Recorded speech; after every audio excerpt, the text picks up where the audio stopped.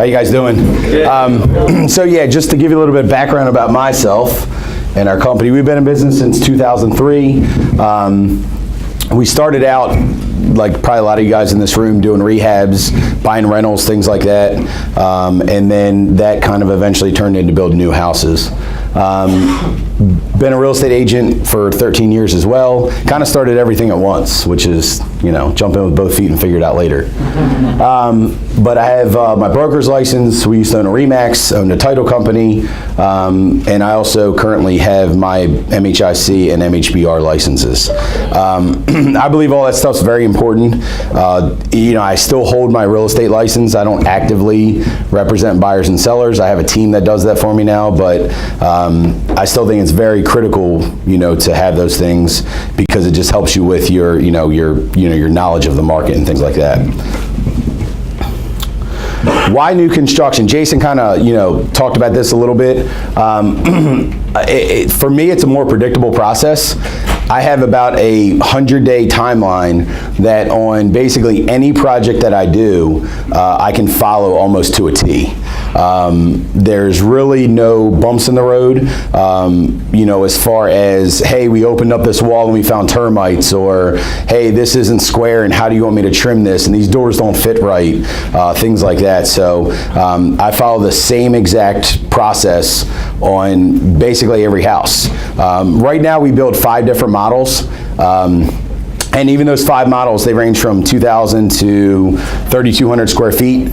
We also build townhouses. We have some townhouses going on right now. And it's the same process. There might be a couple little differences in there, but for the most part, it's the same exact process every one of those houses goes through. So I like it. I can manage a lot more from my desk. And it prevents me from having to run around all over the place. I do have a superintendent that works for me in the field full time, so that helps out as well. But even before I had the superintendent, I still was able to manage a lot more from my desk than I was when I was doing rehabs full time. Because there was a point where I was primarily doing rehabs full time. And in that scenario, it was, hey man, I really can't explain it over the phone, you just need to come out here and see it.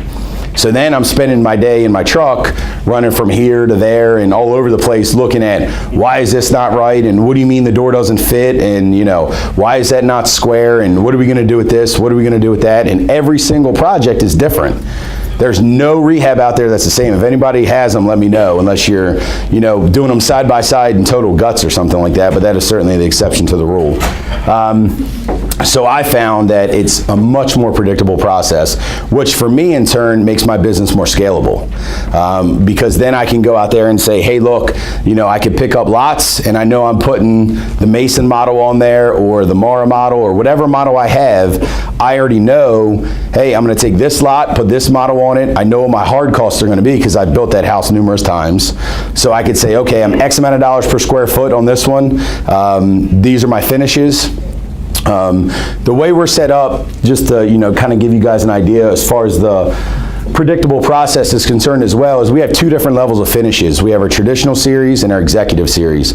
So our traditional series is what most of you guys in this room will call like builder grade, so it's like, not the upgrades and, you're getting carpet instead of hardwood, you're getting, marble tops instead of granite, you're getting laminate instead of granite in the kitchens, things like that. So basically I can sit there, take a lot, analyze the lot, and know, hey, I'm going to put this model on here with these finishes based on the comps.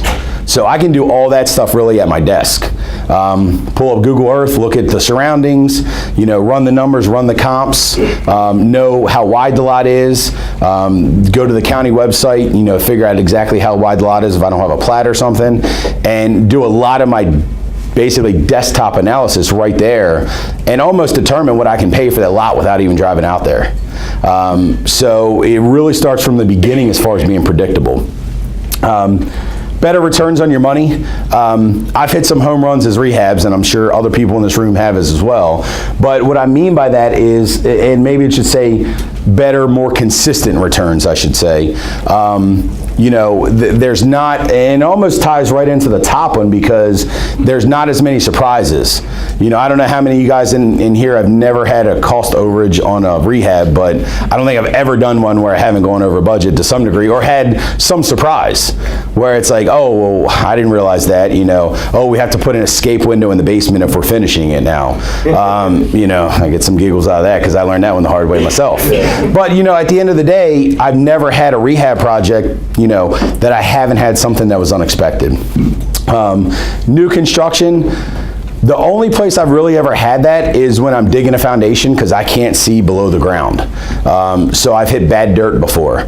Bad dirt costs me about $1,000 to fix, and that's it. I just engineer it. My foundation guy doesn't even call me anymore. He just sends it on his invoice, said, hey, we had to engineer the foundation. Basically, they put some extra stone in there, put some rebar in there, pour a little bit extra concrete, and it's done. Whereas most of the time that would freak people out and go, oh my God, what do you mean we have bad soil? Now if you have bad soil through a subdivision, that could be a big issue, but on an infill lot or something like that, normally it's not that big of a deal. But, so the consistent returns come with the more predictable process. Because I can know my costs aren't going to vary as much because I know that my process once I get going is going to be a lot more predictable, and the budget numbers are going to pretty much stay intact. And the budget numbers, because it's new construction, a lot of my subs, I just send them a set of plans. They like that too because they're not having to run out and look at jobs and run from here to there and then meet me out there. We still do some rehabs. I had to meet my HVAC guy the other day and goes, man, how are we going to get ductwork to the second floor? And so I had to ride out there, and I was, and to me, that's a waste of my time now. You don't want to say it that way, but it is. It's annoying, to have to sit there and, formulate a game plan for that. Whereas on new construction, I'm like, hey, you got the chase already built in, just, run with it. Easier process, I think we've kind of, touched base on that in the systematic, portion of that as well. So I'll talk about the systematic a little bit too, because we've done a lot more strategies to become more systematic over the years. Right now, like I think I mentioned before, we have 5 plans that we build, and those have been developed over time. And it really dictates, they're dictated based on the market that we're in, but they're from 2,000 square feet to 3,200 square feet. And then that way we know exactly what our costs are. It's a numbers game, guys. No matter if you're doing rehabs, I don't care if you're doing rentals, I don't care if you're wholesaling, I don't care if you're building new. This whole thing is nothing but a numbers game. So at the end of the day, if the numbers don't work, the deal doesn't work. So, always keep that in mind. But, going back to the system, so what we're able to do now is dictate, okay, we're going to do this plan on this house with this budget, and then, now we have a sales team in place where we have a model home that's open 4 days a week, 12 to 4. You're not building neighborhoods, right? So it's... I'll build, like anywhere up to like, we're looking at one right now, it's 8 lots together. Okay. So not neighborhoods, but like, smaller type, Your model home though is not near the site. It's at a central location. Well, so the model home that we have there, we have 6 lots. Okay. With that one. Okay. But, we're selling other sites off of that one as well. Gotcha. So when, we're putting out the builder directional signs and things like that, trying to drive the traffic and all that. So when somebody comes in, if they say, oh, I don't really know this area or like this area or not looking around here, then we say, okay, what about one of our other sites? And then we try and pitch them one of those sites. So yeah, cool. But once we're sold out there, which actually we just sold the model there, so we'll actually have to move to another site, which only has 3. So, so it's just kind of like, it's a constant moving process. But at the end of the day, it's, it's nice because it's centrally located, from the standpoint of my sales team, she's in there every day and, so there's consistency. And I think consistency is part of, having that system in place as well. Because if you're not consistent with what you're doing, just like, you were talking about with marketing and all that kind of stuff, then it's harder to manage the entire process. Yeah. So the systematic side of it and the scalability is really what drew me to the new homes. Yes, sir. What's the region that you purchase and build in? Central Maryland, Baltimore County, Howard County, Carroll County, Anne Arundel County. So kind of around the Beltway. Yeah, I don't get too far out because then it's hard to manage my subs. Then I got, a lot of my subs will go to those areas, but like if I get one down in like, I don't know, St. Mary's County or something like that, for example, my subs aren't going to go down there. Some of them might, but most of them won't. And then now I'm looking for a whole new system for one project down there, and to me that just doesn't work. It's know what you know, so we almost take it, one step further on that end. And, when we're looking for stuff, we're very specific about the areas. We have certain areas that we really like to work in. Other areas that, that work for us, it's a numbers thing. So I'll build anywhere the numbers work within those areas. Okay. So, yep. Yes, sir. Do Baltimore City? Not really. I might, right, Ian? But no, I have built in Baltimore City before. It's just a different, the numbers are, the numbers in the process are a little bit different down there, and a little bit more tricky. So we will look at city stuff. We have built in the city. I built single families in the city. I built row homes in the city before, or townhomes or whatever you want to call it. But yeah, we will look in the city. It just depends on the area. We're very specific when we get into the city, though. Do you find some counties harder to get your building permits and all than others? Yep. I was just having this conversation with somebody else back there. And so for an example, Baltimore County, I can go in and roughly a month to a month and a half, I have a building permit and I'm digging a foundation. I'm doing one in Howard County right now. I'm already 6 months into it and about $20,000 into it. And I'm still several months away from even being able to apply for my permit. So it's a lot different. What reason is that?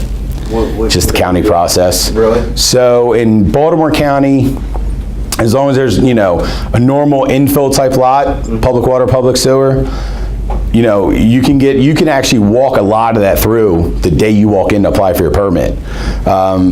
Howard County, they require first you have to do an environmental concept plan. In order to get that, then you have to, get all the topography done, all the, studies done and things like that. Then after you get your environmental concept plan, you submit that, they come back with comments, you address the comments, you resubmit, they have another 45 days to address that. Then it comes back. Once you get approval on that, then you apply for your site development plan, which is the same process. You apply for your site development plan, it goes to the county, they have 45 days to review that, get back to you with comments, you address the comments, resubmit, go through that whole process again. So after you're done that whole process, then you can actually apply for your permit. So, and you have to get an engineer to do all that stuff for you, you know what I mean? So not only do you have the cost of the county stuff and the impact fees and all that kind of stuff, which, that doesn't take into account. Baltimore County is pretty easy on the impact fees. Howard County and other counties, they're tens of thousands of dollars. How about Anne Arundel County? Anne Arundel County is, they have, Anne Arundel County's tougher also. I'd say Baltimore County is probably the easiest around to build in right now, new homes, so yeah. Thanks. Yes, sir. Single-family homes, single-family lots versus doing multi-lots, easier for permitting? Oh yeah, for sure. Yeah, you don't have to deal with a lot of like stormwater management regulations, and sediment control is a lot easier. You don't have to have grading permits. There's all kinds of advantages to doing that. Now, the disadvantages to doing an infill lot versus a little neighborhood or enclave of houses or something like that is, you're missing just that. You're missing the community feel.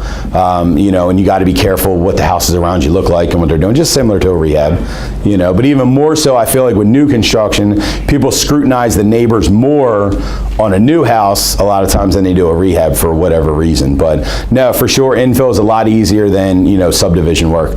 And then you can go minor subdivision or major subdivision, and even the differences there, are, can make a big difference timeline and money-wise as well.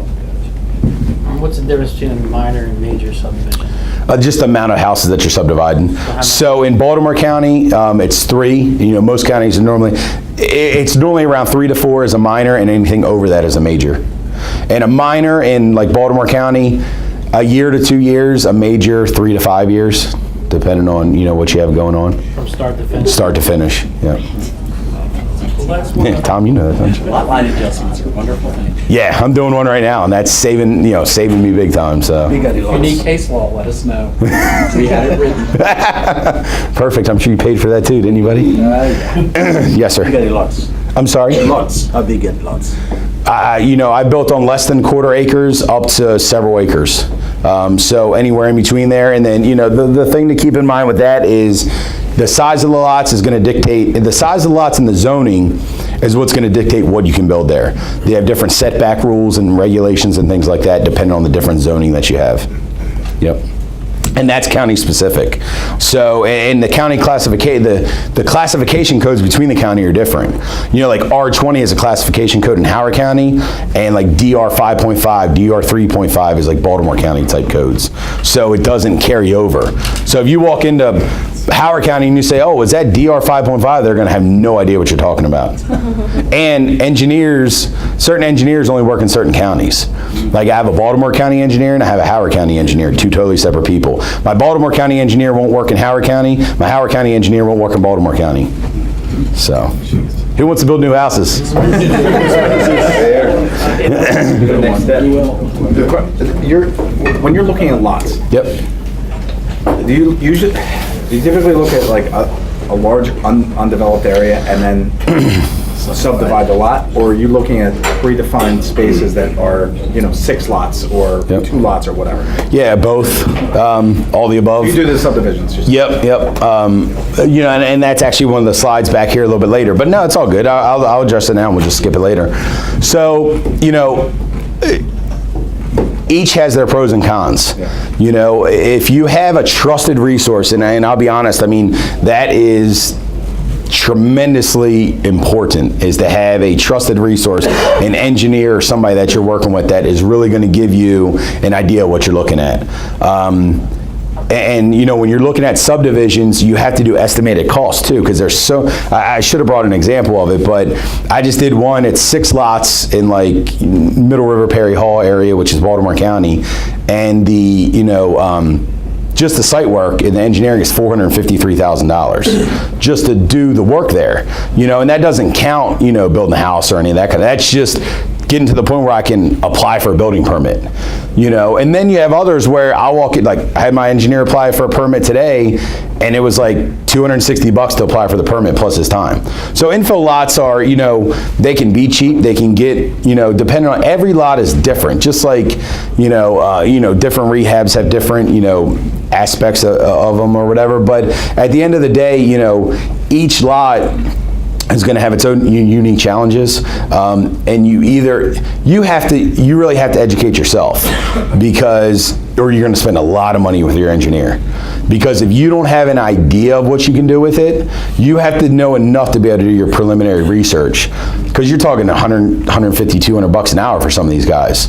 They spend 3 hours on it, that's $600. You look at 10 of them, that's $6,000, and you haven't even put a backhoe in the ground. You know what I mean? So it's, it can add up real quick. So wherever you're looking at building, I suggest visit the zoning offices, visit the permit offices, go to their county websites or whatever, and and really dig into it and try and get an understanding of that, because that's, I would say, one of the most critical pieces. That 450,000, you said that you just, estimated. Yep. Did that include, you have to put infrastructure underground, sewer, water? Oh yeah, that's curbs, gutters, stormwater management. Everything. Yep. Entire. Extending the sewer lines, water lines, so and then putting the taps on each property and things like that as well. Yeah. Yep, exactly. Yeah. Okay. That's ready to dig, ready to dig. Yep. Yes, sir. What has been your average per square foot building cost? Not including your foundation work. Well, it includes the foundation work. So when I'm looking at square footage price, it's all the sticks and bricks that go into the house. It doesn't necessarily include like permitting fees and things like that. But normally around $85 a square foot. Okay. I'm sorry? So an actual, your 2,000 square foot. Yes, sir. Is it's gonna cost. Yep, yep. And that's basic, right? That's builder's grade stuff at You know, square foot? it's, you know, we do include hardwood and granite and stainless appliances and, you know, the thing that everybody wants to see nowadays. But it might not include, like, you know, the morning room on the back with the vaulted ceilings and, you know, things like that, some of the specialty type things, yeah. Or finished basements with full baths down there or something like that. Jimmy, is that on like a 350 ARV? Yeah, yep, that's pretty much right on the money. Still first-time home buyer. Yeah, like, so for example, you know, the neighborhood that we were just talking about, the model home, we just sold it. And that's exactly what we sold it for. $350. It goes to settlement on the 30th this month. $356,900. It's a first-time home buyer. He's a cop. She's a nurse. And you know, that's been our bread and butter for years. You know, it's a good market. You know, so yeah. But that's exactly what that number is. Another quick question I have is, when you finish one, let's just say you did a single lot, just single build, how many days on market before you actually move that property? Man, if I could answer that for every, you know, if I had my crystal ball, man, I wouldn't be standing up in front of hard money bankers talking. I can promise you that. You know, honestly, that's such a loaded question. I really can't answer. My answer is it depends. You know, I mean, because, you know, it depends on the time of year, it depends on, you know, what's going on around it, you know, am I building on both sides of it? Is it, you know, yeah, all kinds of different factors, you know what I mean? So, but normally I would say a couple months is probably where we're at, you know, and, you know, we pre-sell some, you know, with having the model, we have the ability to pre-sell. I have a full-time sales agent that all she does is work for me. So, you know, sell the properties and things like that. So my goal would be to pre-sell every one of my houses. That way the day I get the UNO, we're going to settlement right after that, and you know, I'm turning my money as quick as I can. I was really specifically talking about just a single lot that you bought and you just tore down and just built another house. Are you saying from start to finish, like the total time frame, or are you saying that just once it's done? Yeah, once it's done, how long before you advertise? 60 days, I would say. You know, yeah. And that's from the time that we're done to the time that we, you know, get the contract and all that good stuff. Yeah. Okay. Yeah. Yep. Yeah. And normally, from the time that we start until the time that we're done, you know, that process takes anywhere from 4 to 6 months to build it. You know, 4 months is cruising, good weather, no problems kind of thing. 6 months is probably on, you know, hitting some bad spots in there or something like that, you know. Gotcha. So, yep.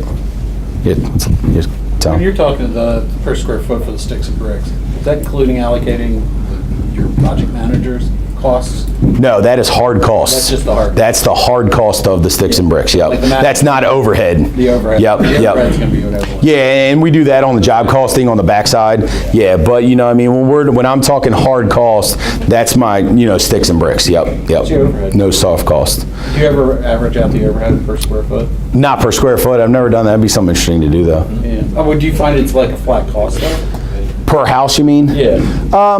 Not really, because, you know, we have, that would be an accounting nightmare for me to try and do, is break down my guys' hours and, oh, I had 6 hours on this job, and, you know, I have a guy, my superintendent, I pay him a salary, and, you know, vehicle and all that good stuff, and, you know, so, yeah, but I think somebody would shoot me if I asked them to break that down. Yeah.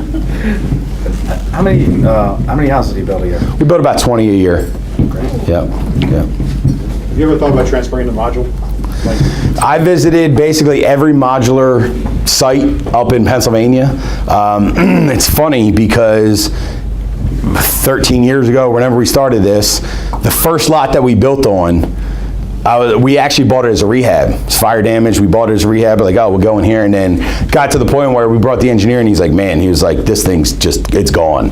I mean, there's nothing you can do here. It's on a slab, and, you know, so we're like, all right, well, what do we do now? You know what I mean? So we owned the Remax then, and one of our agents, her husband was a builder. And so we're like, all right, well, that's an option, but we're like, let's go up and, you know, check out these, you know, the places up in Pennsylvania. And we did, and visited quite a few of them. And I tell you, they're very well built. They're actually overbuilt. You know, I don't build them with the kind of lumber that they build them, because they have to be transported. So they have to take into account the transportation, so they have to do extra bracing, they have to do beefier beams and studs and all that kind of stuff.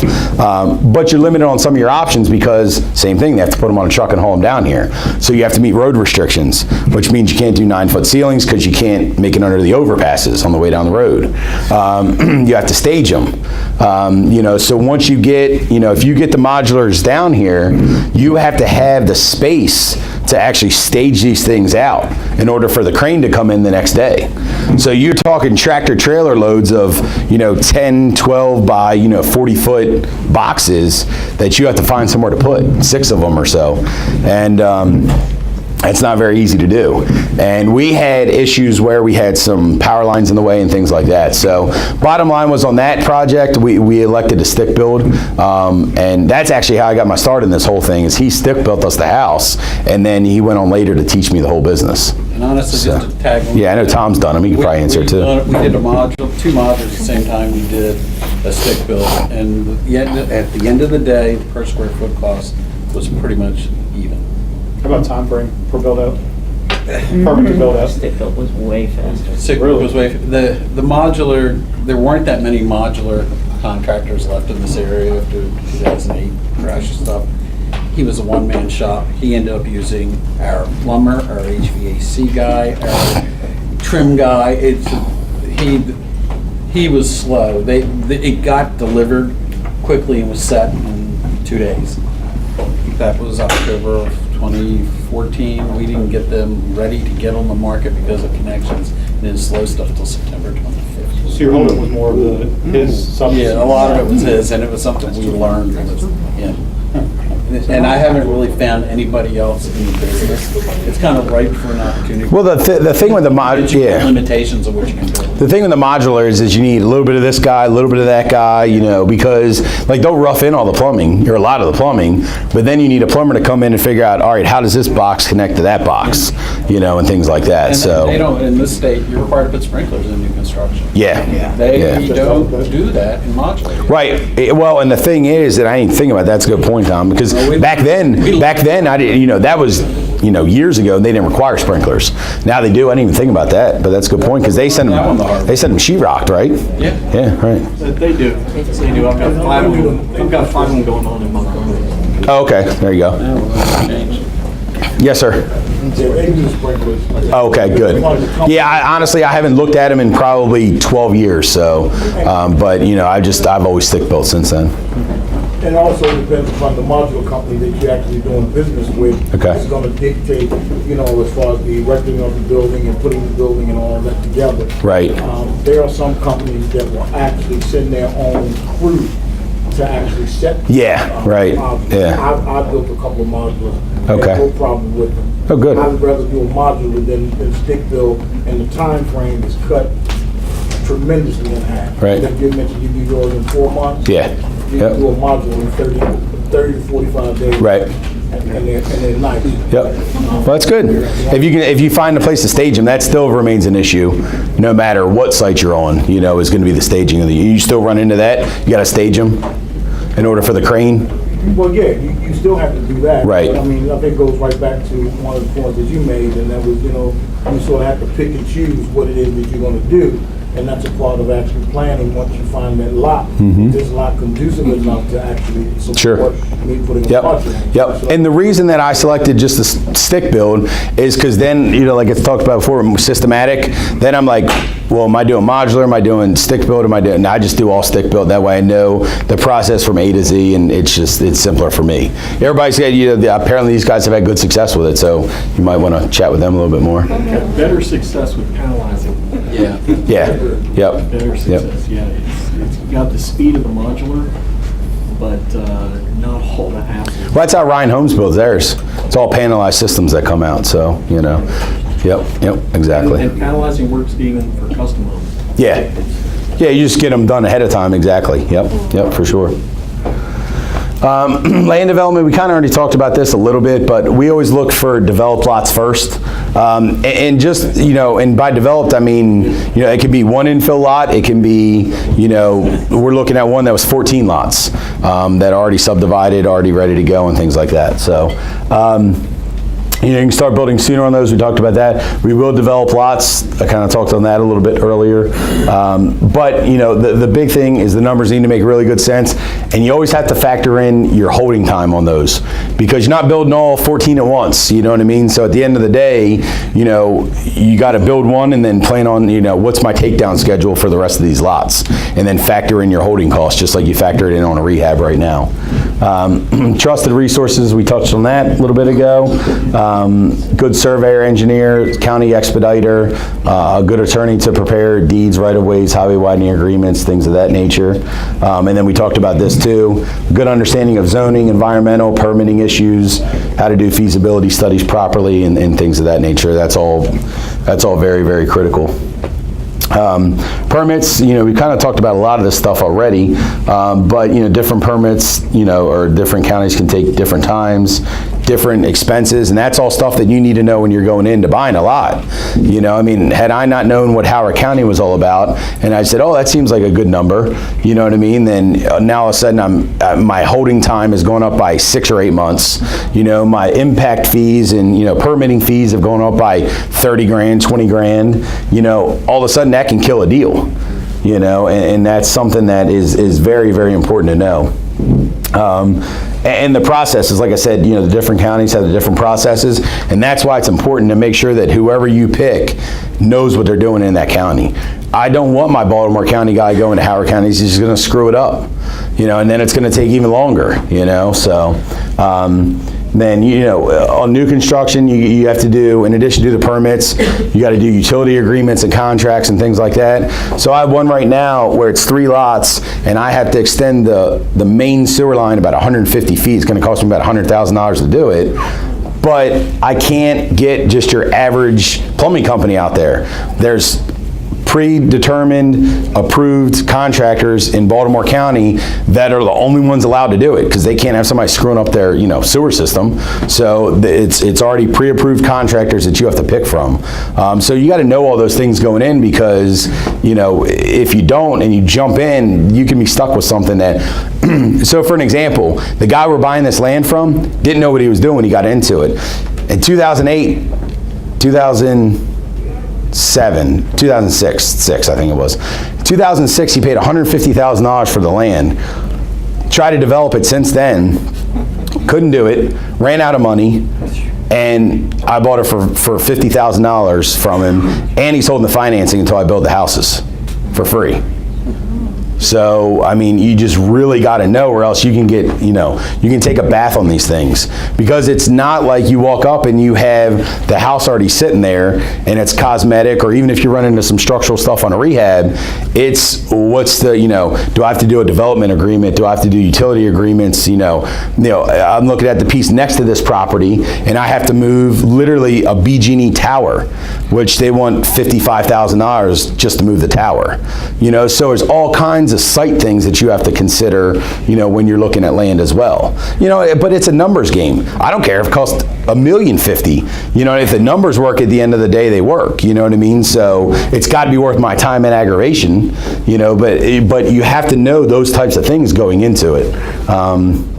BG&E, I'm sure everybody in here loves those guys. They're even worse on new construction than for rehabs. But I've literally had settlements held up because BG&E wouldn't put the service in time. We had that blizzard last year. I had a house that was literally going to settlement.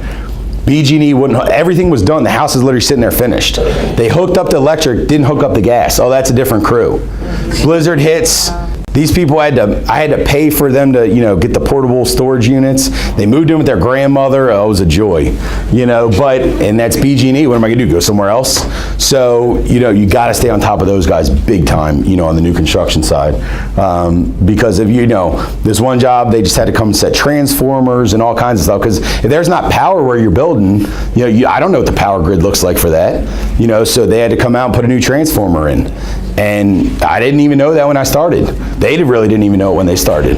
Then after the designer came back, he's like, oh, we need to put a transformer out there and do this, that, and the other and stuff like that. So, you know, you really got to understand those types of things. Architecture and site design, like I mentioned, we have 5 different models that we build on a consistent basis. You keep the design somewhat simple. This is kind of the rules that we kind of live by. Keep them simple, simple roof lines. I don't do lots of crazy dimensions and dormers and hip roofs and all that kind of stuff. I do basic A-frame roofs, not a real steep pitch, because you'll pay more in the roofing, you'll pay more in the foundations, you'll pay more. So you got to learn those types of things as you're going. Always verify all the measurements on paper, and I have my guys field measure everything. So I've ordered steel that doesn't work, and now I have steel that, you know, what am I gonna do with it? You know, scrap it. So I pay $800 to get delivered, and then I get $100 to scrap it, and those numbers really don't work too well. So ask me how I've learned some of these things. It's called the school of hard knocks. But I always field measure everything, make sure things stack up inside the house, you know, your plumbing, your HVAC, ductwork units, things like that. And then the site layout as well. You know, where your areaway's going, your utilities, BG&E, you know, you got to know where your water and sewer's going in, can't cross BG&E stuff. I've had that situation happen before where you got to get your water and sewer in before they'll hook up the gas and electric, because they run atop, you know, across your water and sewer and all kinds of different things. So it's literally, if you put the cart before the horse, like the saying goes, you can really delay yourself quite a long time in the process. Do you have a playbook for each county?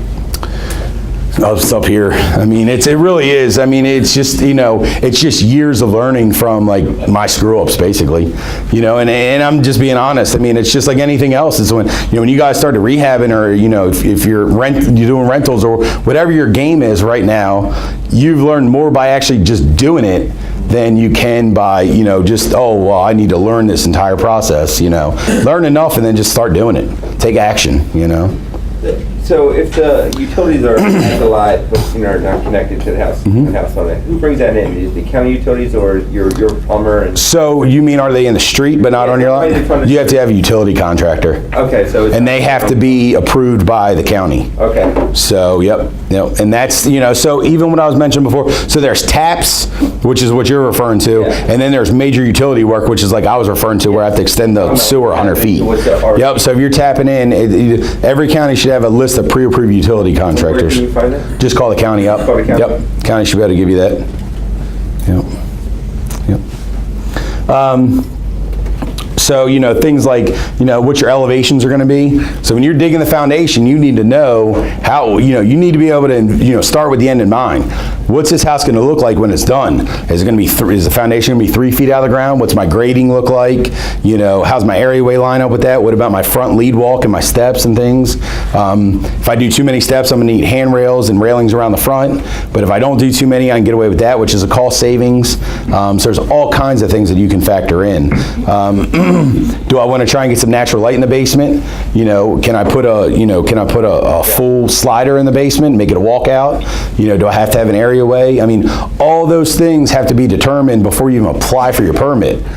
You have to design that stuff with your architect, you know, like way ahead of the game, you know, because if you change that stuff on the fly and the county comes out and nails you on it, guess what? You're going to get a stop work order. You know, so it's, you know, you know, some things will let fly, but not like, oh, now we decided to put an areaway in, you know, after the fact. So you got to know all those things, all these things that are on the site layout and the architectural layout before you even, you know, and that's why we went to, you know, saying we have 5 models. I mean, it took us years to get to that, but, you know, now I can look at a lot and say, all right, yeah, I should be able to put this model on there with a walkout in the back and with this elevation and, you know, let's roll with it. Whereas before, I would have been like, oh crap, now I got to get with my architect to see what, you know, what house we can put on there, and can I do this, can I do that, how does that work, how does that look, you know, are my elevations right, and things of that nature. So, you know, you don't want to look like a giant castle sticking out of the ground, and you also don't want the water running back at the house, you know, so it's, you know, very important. Construction we talked about takes about 4 to 6 months to build typically from start to finish. Some specialty contractors that are needed outside of what a typical rehab is: excavation, foundation, damp proofing, sprinklers, utilities, BG&E, and things like that, which we had talked about. Something to know else, also is, utilities. Are they shallow or are they deep? That's something that I've had where the county drawing says they're 10 feet, and my utility guy gets out there and they were 18 feet deep. So that's a big change order coming at you. But, there's certain things that you can foresee, and there's other things that are unforeseeable. Like nobody in the county even knew that they were that deep. Bad soil, over digging or under digging the foundation. I've had guys go out there and say, man, excavator excavates, the foundation guy goes out there and goes, he didn't do it right. Well, guess what? I'm getting back charged now. You know what I mean? I got a foundation crew standing around, and I've had surveyors stake it out wrong, excavators dig it wrong, foundation guys pour it wrong. It's like, you name it, but that's what I mean. You got to know enough to go out there and hold these guys accountable. Because if not, they're just like any other contractors. They're just going to try and pull the wool over your eyes to some degree.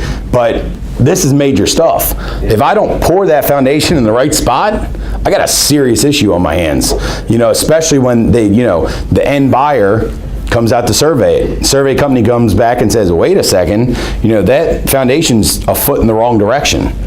Now I got some serious issues I have to contend with, so. Have you built on clay soil before? Clay. Clay, most of the areas we do is not really necessarily clay. You'll hit some, when you're digging, it is interesting. You can actually see the different layers of, soil and what they are. But, we've run into it all. We've hit some clay soils. It's very spongy sometimes. Clay can be very spongy. So you just got to make sure. I've had to engineer clay soil foundations, recently. So, yep. You dip deeper in that clay, or you make it just level? How do you do? Do what now? How do you deal with the foundation on clay? It just depends. If it compacts right, and when you go to put your footers in, if it compacts right, you're fine. But if not, I found them to be spongy sometimes, and you get some groundwater in the clay and it feels like you're walking on spongy stuff. Then they just over dig it and then put extra rebar in there, put some mesh in there, and then just pour extra concrete in there and call it a day. Get a letter from the engineer and then it's on them. That's good. Always defer that risk. So material selections, we had, and that's another thing that I can, a lot of you guys probably do a lot of that for your rehabs, but I have certain selections that I make if I'm speccing something. I have selections for, flooring and, everything, that we pick. And then also the owner does it too. We have our sales rep will go out there and meet with the owners and they can pick their selections if we're pre-selling them something. Something else is when you're hiring subs, make sure that they know what they're talking about with new construction. There's lots of guys out there that, oh yeah, I'm a plumber, I can do that. But then I've had plumbers and, oh, I can do it. And then I go out there and I'm like, where's the radon vent? And they're like, well, what are you talking about? And I'm like, you need a radon vent in new houses. Oh, I didn't know that. And I'm like, dude, get off my job. You know what I mean? Like, you don't know what you're doing then. So try and make sure that they really understand what they're doing and that they have some kind of history in the new construction arena, because it is different. It's different than rehabs. You have guys that know rehabs, guys that know service work, and then guys that know new construction. And it is a different, skill set to some degree. Blower doors tests are required. There's energy code things that you have to be compliant of, and things like that you guys need to know about as well. And that's all county specific. Funding, insurance, and sales. Can use private money, hard money for acquisition and construction like a rehab. Can use bank financing, lines of credit, things of that nature. There's some, good opportunities out there for those. Typically, you'll work off of draw schedules, and they'll send out inspectors. Normally, it's a 6 to 7 draw schedule. And they'll come out there and say, all right, my foundation's in, my framing is done, blah, blah, blah. They'll call in for an inspection, they send it out there, inspector goes out there, they release your money. Builder's risk, general liability policies, it's kind of similar to rehabs in that regard. Make sure all your subs have licenses and insurance, similar to rehabs, but a lot of guys fail to do that stuff, and it's important to make sure that, the people you have on the job are, make sure that they know what they're doing. We use a third-party warranty company we have to provide a 10-year structural warranty on the houses, so we use a third-party warranty company for that. I mean, we've, over the years, kind of self-insured the warranty. You know, I mean, they're gonna come after us anyways, but people like the idea of having somebody that's been there for 35 years, and that if I'm out of business tomorrow, I get hit by a bus, that somebody else is gonna be there to stand behind the product. We always try to sell using construction perm financing whenever possible. Saves us all the interest costs up front. You know, so just essentially gives us more profit on the back end. We spec build as well, as I said, that, you know, we use a model to pre-sell their lots that we have. Yep, go, Josh. No, you're good. Shoot, I just lost it. Oh, sorry. It's okay. It'll come back to me, because I forgot what it was, sorry. That's all right, sorry. I clicked on you too fast there. No, you're good. Whoops. And then that's just how to find us. I mean, you know, so something else that we do in addition to the specs and the customs and things like that is we actually do what we call our off-site build program. Where if you pick one of our 5 models, we'll build it for a set price for like an investor or something like that. We've done that before. It's kind of how I got my teeth, you know, cut in this business as well. It would, like I was talking to you about before, when, you know, I was dealing with the modular guy versus the spec built, or the stick built, I mean. That guy, I built tons of houses with that guy, and I would just find the lot, give it to him, he'd hand me a set of keys at the end, and I'd put it on the market and sell it. And it worked really, really well. So we do offer that as well, and that's something that's, you know, nice for somebody that might be looking to get into it. You know, we can say, hey, this is something that we do, and you can kind of come out and check out the process and the progress of the project. And it's not like a mentoring thing or a coaching thing, but you're basically hiring us as your GC, and then we'll build it, but you can certainly watch as it goes. When you're dealing with the contractors, do you require a bond when they're? No, we get all of our contractors to sign lien releases though. You know, so partials and finals, which is something I recommend for everybody if you're not doing it. So do you give them deposits, or they get paid on? No, I don't give, none of my contractors walk off of deposits. Got it. If you can't afford to start my job, you're not the contractor for me. That's, okay. Yep. And there's some guys that don't work that way. Yeah. And I just tell them, hey man, I wish we could work together, but I just don't do it that way, you know, so it's something that, you know, it's just a policy that we have. Pay on inspection then, I guess? It's just a draw schedule, same as so like for my HVAC guy, it's, you know, there's a set percentage, almost like, you know, we do on, you know, our draw schedule, but it's so much at rough in, so much at setting the units, so much at startup, and so much at final kind of thing. Yeah. You know, and similar with our plumbers and things like that. Okay. Can I ask you one more question? Nope, you're done. You are tapped out, my friend. When did you get into this? When did I get into this? When did you start building new construction? I started doing it 13 years ago, so. What did you encounter in like 2008 and 2008 to 2010? I didn't build a house for several years. Okay. Yep. Okay. Yeah. Do renovations at that time? Did renovations, just had a rental properties. Okay. Yep. And prayed to God it didn't get any worse than it was. Right. Yeah. So, yeah, and we made it through. And I honestly, I had lots of inventory that I just sat on. You know, and I said, I can't afford to build it and sell it and make any money. Yeah. It made more sense for me to hold them and hope that the market got better. And some of those lots I held for, I think, 5-6 years. So I didn't acquire any more during that time, but, you know, it's kind of like just hold on and Get it out. Yeah. hope we get through it. How do you acquire your lots now? All kinds of different ways. We've done, you know, we've got them off of direct mail, word of mouth, industry professionals, meaning like engineers, surveyors, you know, things like that. Off of, you know, they'll call off of our signs, like almost like bandit sign calls. But we have signs up that says, you know, new home built by Blue Water Homes, blah, blah, blah. And they'll call off of that and say, you know, because we put out there, you know, looking for lots and land and things like that. And they'll call off of those signs as well. So basically, same way, probably find rehabs, you know, similar type things. Wholesalers will bring us bought deals off of Terry and Dan back there and things like that. So, you know, lots, tear downs, you know. Yes, sir. Sorry. Do you have a set price for your tear downs? You mean how much it costs me to actually tear it down? Do you have a set price, like per square footage, or?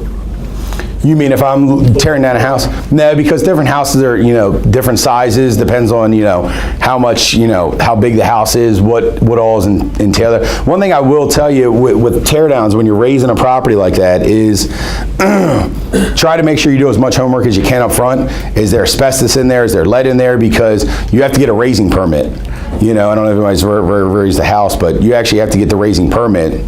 And they will send out an environmental inspector to look at the property. And if you have oil tanks on there or lead paint, or I've even had them pull the mercury out of thermostats before, because the old thermostats had mercury, that's how the heat was done. And they even get to that degree, so yeah. What are the first 3 things you look at / research when you're reviewing a land deal or a lot deal? What the zoning is, that's my first thing that I do. Zoning, comps, and what model I'd put on there, I would say. So I look at the zoning to see what I can build on there, and then I take that and say, all right, I can build maybe one of these 3 models on there, and then I say, what do the comps support? And then I just back into it. Yep. Yes, sir. How do you feel about the trees? Hate them. I just got notified today I got to take another one down.